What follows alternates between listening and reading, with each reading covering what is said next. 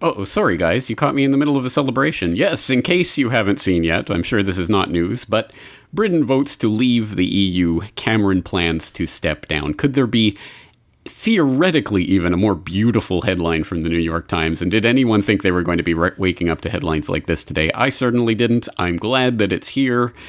Now, obviously, we have to be cautious. This is not the end of the road. This is only the beginning of a beginning. But let's just take a moment to bask in the moment and to thank our British brethren for making the right decision. And oddly, it wasn't stolen from under their nose this time. EU referendum results leave 52%, remain 48%. And yes, if you do want to bask in the moment, I suggest you follow the Brexit hashtag on Twitter, where you can hear all the broken-hearted globalists crying their tears over the European Union. Oh, what does this mean for the European project? Oh, it's just, so terrible. It's really quite beautiful to see all of this. But, I suppose, yes, let's not get too carried away. As I say, it's just the beginning of a beginning. It's going to be an interesting and lengthy process, and there's going to be all sorts of political maneuverings. It's not like globalism has just suddenly died.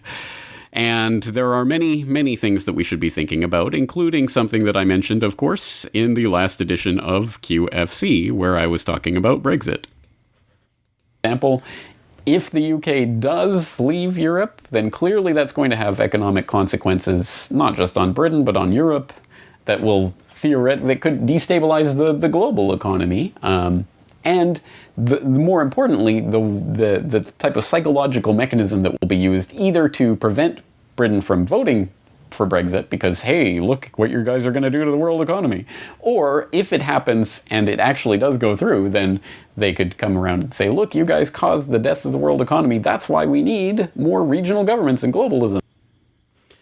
Indeed. Well, well said, James, because that's exactly, of course, what's happening today. Brexit infects global markets as unprecedented moves accumulate. The pound plunged by a record, and the euro slid by the most since it was introduced. The FTSE 100 index plunged, and S&P 500 index contracts and Asian stocks dropped by the most in 10 months. It's scary, and I've never seen anything like it. Be afraid. Be very afraid, because now the people of the UK are not going to be governed from Brussels. Oh, no. Oh, it's terrible. It's a travesty.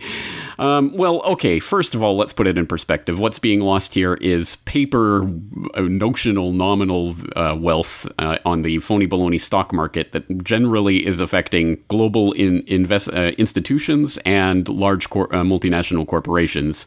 So, I mean, that's the first order that we have to take this on. But to be fair, I mean, I'm sure that this economic pain, should it continue, will filter down to the average worker. So they're going to try to use that to, again, turn the screw and say, you guys voted wrong, let's do it again. So it's not a good situation in the markets, but it is for certain people who are positioned to benefit from it. Did somebody say George Soros? Yes.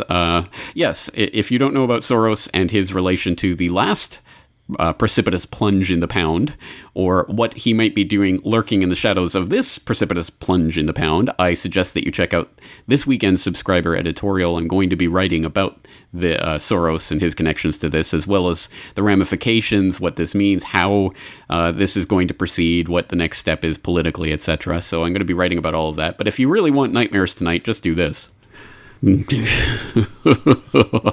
That is straight out of a horror movie. That is truly something else. And yes, we should also be cautious.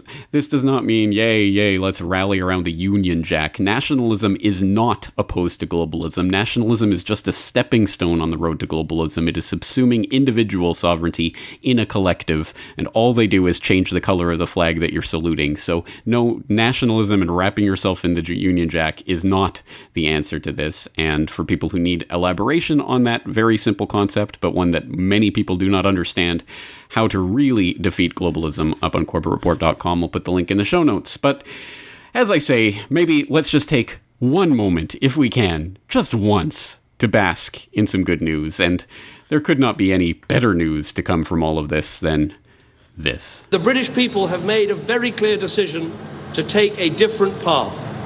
And as such, I think the country requires fresh leadership to take it in this direction.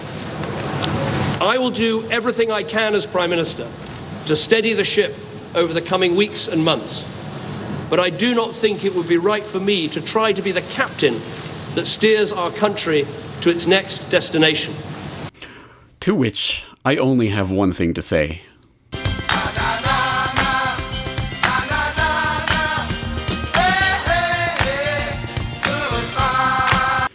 Yes, bye-bye, David. You will not be missed, and don't let the door hit your ass on the way out.